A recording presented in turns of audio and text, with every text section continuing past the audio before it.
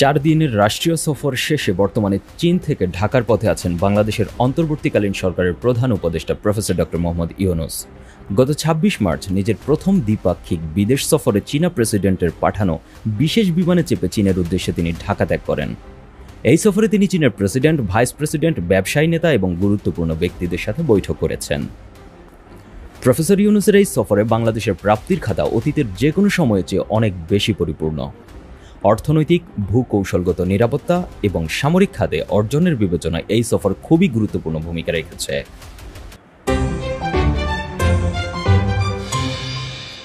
জাতিসংঘের পানি কনভেনশনের 5 এবং 7 নম্বর অনুচ্ছেদকে স্পষ্টভাবে লঙ্ঘন করে ভারত বাংলাদেশকে তিস্তার পানি বঞ্চিত রেখেছে। 1975 সালে তিস্তা নদীর উজানে জলপাইগুড়ি জেলার গজলডোবায় বাঁধ নির্মাণের মাধ্যমে তিস্তা নদীর নিয়ন্ত্রণ নিয়েছে ভারত। এতে বাংলাদেশ প্রাপ্য পানির ন্যায্য হিস্সা পাচ্ছে না 50 বছর ধরে। নানা সময় ভারতের সাথে দ্বিপাক্ষিকভাবে চেষ্টা করেও বাংলাদেশ তার পানির ন্যায্য হিস্সা না পেয়ে কয়েক বিলিয়ন ডলারের ক্ষতির মুখে পড়েছে। এদিকে বাংলাদেশের তিস্তা মহাপরিকল্পনা বাস্তবায়নে ভারতীয় কলকাঠিতে এতদিন চীন যুক্ত হতে চেয়েও পারেনি। অবশেষে প্রধান উপদেষ্টা চীন সফরে চীনের প্রেসিডেন্ট শি জিনপিং এর তরফে তিস্তা ইস্যুতে নিশ্চয়তা এসেছে। গতকাল দুই দেশের যৌথ প্রেস রিলিজে তিস্তা মহাপরিকল্পনায় চীনের অন্তর্ভুক্তির ব্যাপারে নিশ্চিত করা হয়েছে।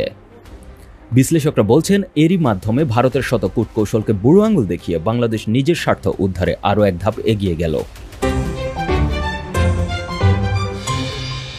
সময়টা ছিল 2024 সালের জুলাই মাস। চীনকে পেছনে ফেলে বাংলাদেশের মোংলা বন্দর পরিচালনার অধিকার পেয়েছে ভারত, এমন তথ্য তখন ভারতীয় গণমাধ্যমগুলোতে ফলো করে প্রচার করা হয়েছিল। ভারতের প্রধানমন্ত্রী নরেন্দ্র মোদী 2015 সালের ঢাকা সফরের সময় চট্টগ্রাম ও মোংলা বন্দর ব্যবহার করার বিষয়ে একটি সমঝোতাপত্র স্বাক্ষর হয়েছিল। পরবর্তীতে 2019 সালে এই দুইটি বন্দর ব্যবহারের বিষয়ে একটি চুক্তি হয় দুদেশের মধ্যে, কিন্তু ভারত এতেও সন্তুষ্ট ছিল না। 2024 সালের জুন মাসে ভারতে পলাতক সাবেক প্রধানমন্ত্রী শেখ হাসিনার ভারত সফরে মোংলা বন্দর নিয়ন্ত্রণের বিষয়ে একটি চুক্তি হয়েছে বলে নানা মহলে অভিযোগ আছে। শেখ হাসিনার ভারত সফর শেষে পরের মাসেই ভারতীয় সংবাদ মাধ্যমগুলোর খবরে চীনকে হটিয়ে মোংলা বন্দর নিয়ন্ত্রণে ভারতের অধিকার প্রাপ্তির খবর জানা যায়। বিভিন্ন সূত্রে জানা যায়, ভারত ইতিমধ্যেই চাবাহার বন্দর এবং মায়ানমারের সিতোয়ে বন্দরের তত্ত্বাবধান করছে। এরই সাথে মোংলা বন্দর নিয়ন্ত্রণ করতে পারলে তাদের জন্য এই এলাকায় চীনা প্রভাব মোকাবেলা সহজ হবে বলে অনেক ভারতীয় বিশ্লেষক মত দিয়েছেন। সাউথ চায়না মর্নিং পোস্টের খবরে বলা হয়েছে, মোংলা বন্দর চুক্তির বিস্তারিত তথ্য প্রকাশ করা হয়নি, তবে মোংলায় ভারতের উপস্থিতির বিষয়টি সেখানে জানানো হয়েছে। গত বছরের সেপ্টেম্বরে ভারতের বন্দর, শিপিং ও নৌপরিবহন মন্ত্রী সর্বানন্দ সোনোওয়ালের বরাতে ভারতীয় সংবাদ মাধ্যম মিন্ট জানিয়েছে, বাংলাদেশের দ্বিতীয় বৃহৎ ও ব্যস্ততম মোংলা বন্দর সম্প্রসারণের কাজটি করবে ভারতীয় সরকারের মালিকানাধীন ইন্ডিয়ান পোর্টস গ্লোবাল লিমিটেড। প্রকাশিত প্রতিবেদন অনুসারে সাবেক প্রধানমন্ত্রী শেখ হাসিনার সর্বশেষ ভারত সফরে যে কয়েকটি সমঝোতা স্মারক ও চুক্তি স্বাক্ষর হয়েছে, তারই একটির আওতায় দেশটিকে মোংলা সমুদ্র বন্দরের টার্মিনাল নির্মাণ এবং পরিচালনার এখতিয়ার দেওয়া হয়েছে। চীন মোংলা বন্দর সম্প্রসারণ ও উন্নয়নে অংশীদার হতে চেয়েছিল, যা শেখ হাসিনা ভারতকে দিয়েছে বলে অভিযোগ আছে।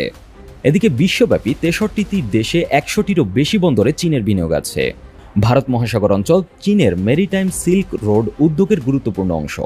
প্রধান উপদেষ্টা চীন সফরে মোংলা বন্দরের উন্নয়ন ও সম্প্রসারণের কাজ চীনকে দেয়া হচ্ছে বলে জানানো হয়েছে। বিশ্লেষকরা বলছেন, মোংলা বন্দরে চীনের উপস্থিতি ভারত কখনোই ভালো চোখে দেখবে না।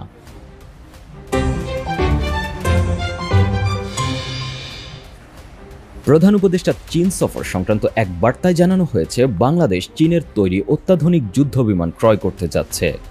উল্লেখ্য, গত বছরের শেষ দিকে বাংলাদেশের বিমান বাহিনীর প্রধান চীন সফর করেছেন। তখন থেকেই নানা সংবাদ মাধ্যমে গুঞ্জন উঠেছে বাংলাদেশ চীনের 4.5 জেনারেশনের J-10C যুদ্ধ বিমান কিনতে যাচ্ছে। ধারণা করা হচ্ছে, এবার প্রধান উপদেষ্টা সফরের পর সেই গুঞ্জন বাস্তবের রূপ পেতে যাচ্ছে। এছাড়া প্রধান উপদেষ্টার ঐতিহাসিক চীন সফরে দেশটির সরকার ও কোম্পানিগুলোর কাছ থেকে 210 কোটি বা 2.1 বিলিয়ন মার্কিন ডলার বিনিয়োগ, ঋণ ও অনুদানের প্রতিশ্রুতি পেয়েছে বাংলাদেশ।